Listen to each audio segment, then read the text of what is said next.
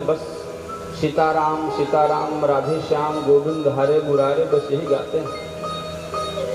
तो गाना तो ठीक है, अब लोग गाते हैं तो आप लोग भी इसे ताली बजा के गाते रहते हो। हाँ, इसका अभिप्राय क्या है जानते हैं? कितनी कीमती वस्तु है, और जब वस्तु कीमती हो उसके विषय में जान लें आप तो फिर उसको बहुत सहेज कर रखेंगे, उसकी कीमत समझेंगे, छिपा कर रखेंगे, उसकी वजह नहीं समझेंगे। तो मैं आज नाम का जो आप लोग कीर्तन करते हैं ना, इसकी कीमत बता देते हैं कितनी कीमती है। गोकोटि दानम ग्रहणेषु काशी, 1 करोड़ गाय का दान करो। हाँ, 1-2 गाय का तो दान हो नहीं पाता, 1 करोड़ गाय का दान कैसे? ऐसी बात नहीं, ये भूतल में बहुत लोग पड़े हैं। 1 करोड़ गैया का दान करो। अब ग्रहणेषु काशी, जब ग्रहण लगे, चंद्र ग्रहण या सूर्य ग्रहण, तो काशी में जाके स्नान करो। और जो माघ मेला आवे तो जाकर वहां नियम कानून संयम से स्नान करो। वहीं कल्पवास, ऐसे नहीं कि बढ़िया रबड़ी मलाई छानो आनंद पूर्वक दोनों मीटिंग भोजन प्रसादी पाओ, ऐसे नहीं। जो वहाँ का नियम है इस तरह से कि प्रयाग गंगायुत कल्पवास, और क्या करें? सुमेरु पर्वत के समान सोना एकत्र करके उसको दान करो।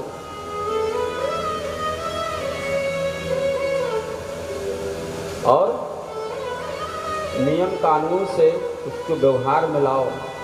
इतना सब एक तरफ, ग्रहण काल में काशी में स्नान करो, कल्पवास करो महाराज, 1 करोड़ गैया का दान करो, और सुमेरु पर्वत के समान स्वर्ण व्यवस्थित करके उसका दान करो। तो कहते हैं गोविंद नाम न कदापि तुल्यम। इतना व्यवस्था करो तब आपका मन पता नहीं व्यवस्थित हो पावे न हो पावे, लेकिन सिर्फ एक नाम, एक बार सिर्फ गोविंद कह दो बस। तो उस गोविंद नाम के तुलना में ये सारी चीज नगण्य हैं। बोले गोविंद भगवान की जय हो। अब उठते बैठते खाते पीते चलते फिरते गोविंद का नाम लेते रहो। देखिए एक बात बताएं, ऐसे तो समय मिलता नहीं कि बैठ जाऊं कुछ देर तक व्यवस्था करूं, क्योंकि गृहस्थी है। अब गृहस्थी में तो भाई कुछ न कुछ लगा रहता है। या तो इसी तरह का सत्य चलता हो तो व्यक्ति वहां पहुंचकर, चाहे व्यवहार के पक्ष में पहुंचे, चाहे कथा श्रवण करने के पक्ष में पहुंचे, पहुंचकर वो अपना कथा श्रवण करता है। तो गृहस्थी में अगर समय न मिले तो भोजन बनाते रहो ना, आटा गूंथते रहो, तब भी सीताराम सीताराम राधे श्याम गोविंद गोविंद करते रहो। यही संगीत, यही गीत, यही भजन गाते रहो, स्नान करते रहो, भोजन बनाते रहो। कथा श्रवण किए थे। एक चीज बता देते इसी समय, हमारे यहाँ का जो संस्कार आता है ना बच्चों में, परिवार में, माताओं से आता है। ये माताएं अगर सावधान हो जाएं बिल्कुल काम बन जाएगा। जो माताएं आटा सान कर फ्रिज में रख देती हैं, कहती चलो 1 घंटे बाद बनाएंगे या शाम को बनाएंगे, या बचा हुआ सुबह शाम को बनाएंगे, या शाम को बचा हुआ सुबह बना देंगे, आटा गूंथने के झंझटे नहीं रहेगा। ये गलती कभी मत किया करिए। हमेशा आटा जो होता है सना हुआ, उसको आपने रख दिया तो पिंड हो जाता है, पिंडा के समान हो जाता है। और उस आटे से अगर आपने रोटी बना दिया, जिसको खिला दिया, तो फिर जय सीताराम, भगवान ही कृपा करें। बहुत सावधान है, ये सब प्रचलन ज्यादातर हो रहा है। इसलिए बच्चों के अंदर संस्कार डालना है, परिवार को समृद्धि की तरफ ले जाना है, इन सब चीजों से बचे। कल हम लोगों ने कथा श्रवण किया था महाराज, बहुत अच्छे ढंग से ध्रुव जी ने भगवान को प्रकट किया है।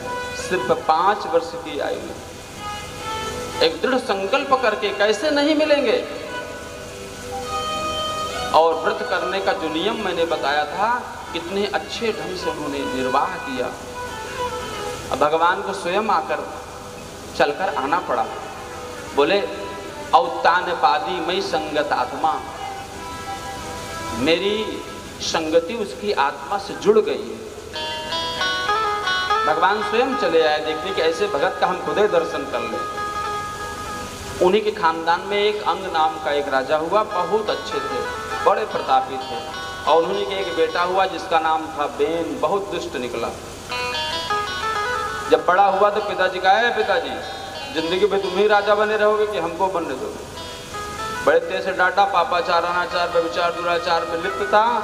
पिताजी बेचारे उस बेटे के इस तरह के कृत्य से छोड़ करके कहीं जाकर छिप गए और स्वयं राजा बन गया, गद्दी पर विराजमान हो गया और कहने लगा कि न दाया द्रष्टव्यम न दातव्यम न होतव्यम जुतात क्वचित। सबको आदेश दिया है ब्राह्मणों, न यष्टव्यम न दातव्यम, कहीं हवन में किसी देवी देवताओं का पूर्णाहुति या हवन यज्ञ आदि बिल्कुल नहीं होनी चाहिए। बोले क्यों? अरे जानते नहीं, सारी व्यवस्था मैं करता हूँ, सुरक्षा की व्यवस्था मैं करता हूँ, खाने पानी की व्यवस्था मैं करता हूँ, सड़क बिजली सब मैं करता हूँ, और होम करता हूँ तो भगवान का। ये कहाँ का नियम है? बोले फिर कहा मेरे नाम से हवन करो, वेनाय स्वाहा। बड़ी समस्या हो गई, ये बात चारों तरफ फैल गई। महाराज फिर क्या था, और उसने समझाया बहुत अच्छे ढंग से। विष्णुर्विरंचो गिरिशम हे भवंत नृपते हे सर्वदेव करो। ऐसा डिम फोर्स कर दिया महाराज। जो झूसी है अपना, यहीं से कुछ महात्माओं का मंडल पहुंचा, गए राजा सावधान हो जाओ, इस तरह से सनातन का अनादर नहीं कर सकते हो, नहीं दंड मिलेगा। नहीं माना तो मृगशाला लिए थे महात्मा लोग, उसे मृगशाला से सुधारने के चक्कर में जो पीटे, सुधारा तो नहीं, बेचारा मर गया। बड़ी समस्या, राजा मर गया, अब कैसे काम बनेगा? ऋषियों ने कहा आए थे समझाने, नाव आदि की व्यवस्था की, मतने से निकले इसलिए उनका नाम पृथु हुआ। एक मां निकला, बेटा कैसे नालायक निकल गया। तो बड़ा सुंदर बात यहाँ पर कही गई। सुनीता पालया मास विद्या योगेन। ये खानदान अच्छा नहीं है, नौकरी कम अच्छी है, इसके पिताजी नहीं है, इसके माताजी नहीं। खजाना था उसको छिपा लिया। पृथु जी ने कहा भाई हम अन्न बोते हैं तो क्यों नहीं पता? कहा महाराज दुष्ट राजा हुआ था तो उसके डर से हम लोगों ने सारे औषधियों को और सारे रत्नों को मैंने छिपा लिया। कहा घबराओ ना, मैं पृथु। पैर प्रक्षालन किया, चंदन टीका लगाया और कहा महाराज इतने बड़े महात्मा हो तो 10-20 रुपया दे करके हम आपकी अवहेलना नहीं करते। महाराज कुछ दान देना चाहते? बोले जो कौन सा दान देना चाहते हो? बड़ा सुंदर बात है। ऐसे गुरु और ऐसे शिष्य होने चाहिए। गुरु के अंदर कपट नहीं होना चाहिए और शिष्य के अंदर समर्पण भाव होना चाहिए। अरे कहे महाराज हम तो यज्ञ करा रहे थे मुक्ति के लिए, अब ब्राह्मणों ने या यज्ञ में डालने के लिए पशुओं की विधि बता दिया तो हमने दिया। कहा यही तो गड़बड़ी है, खुद समझना चाहिए। स्पष्ट लिखा है पशुम आलभेत, पशुओं का आलंबन करना चाहिए, पालन पोषण। इसके लिए क्या प्रायश्चित है? कहा भगवान को प्रकट करो, भगवान को प्रसन्न करो। एक एक उपाय है। प्राचीन वर बिचारे घर द्वार छोड़कर सीधे भगवान के कमलवत चरणों में लग गए। तो नारद जी से पूछा चाहिए बताओ कि भगवान सबसे जल्दी कब प्रकट होते हैं, कैसे प्रकट होते हैं? तो उन्होंने बता दिया कि दया सर्वभूतेषु संतुष्ट्या येन केन वा सर्वेन्द्रियोपशान्त्या च तुष्यन्त्यास्तु जनार्दनः। देखिए बात यहाँ नारद और प्राचीन वर्ग की नहीं है, यहाँ पर ग्रंथों पे लिखे हुए श्लोक और आपके बीच की बात है। परमात्मा खुश हो जाता है। ये समस्त जीव की बात है। कोई भी कर ले इसको साधना को, क्या कर ले? दया सर्वभूतेषु, समस्त चराचर के जितने जीव हैं सब पर दया करो। पता लगा आप चले जा रहे हो गाड़ी से, किसी का एक्सीडेंट हो गया, आपने ब्रेक मारी, रुके, धीरे से देखे, अरे हमारे जान पहचान का नहीं है, चलो। तो फिर आपकी दया भावना कहाँ रह गई? अगर आपसे रिश्तेदारी है, नातेदारी है, आपके जान पहचान वाला है, तब आप रुके और उसके साथ आपने अच्छा व्यवहार किया, तो संबंध का निर्वाह आपने किया, दया भाव नहीं है। इसमें कहा गया चाहे पशु हो, पक्षी हो, चाहे जो भी जीव हो, दया सर्वभूतेषु संतुष्ट्या येन केनवा। समस्त चराचर के प्राणियों में दया की भावना रखनी चाहिए और क्या होना चाहिए, संतुष्ट होना चाहिए। एन केनवा, जैसे वैसे हो, निर्वाह हो, संतुष्ट की भावना रखनी चाहिए, संतुष्ट रहना चाहिए।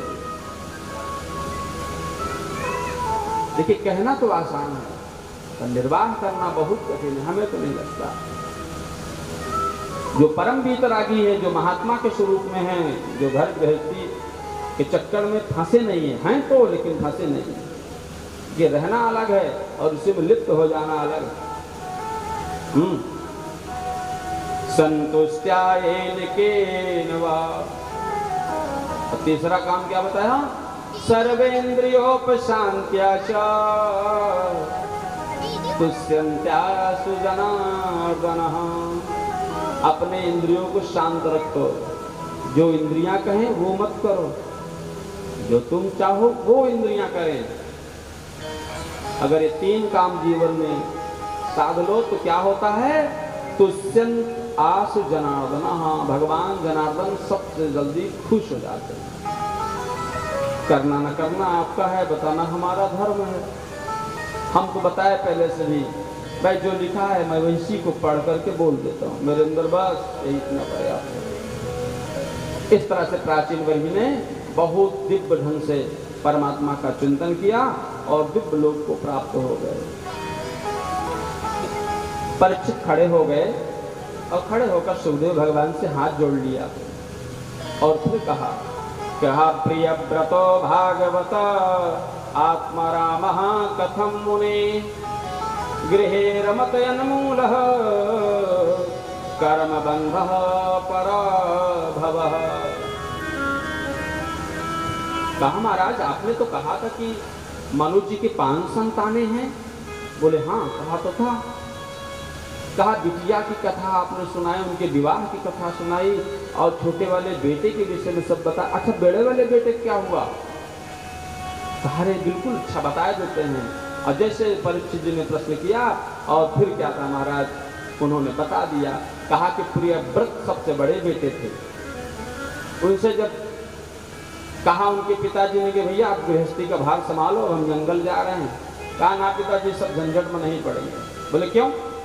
कहा गृही कारज नाना जंजाला, गृही कारज नाना जंजाला, गृही कारज नाना जंजाला, गृही कारज नाना जंजाला।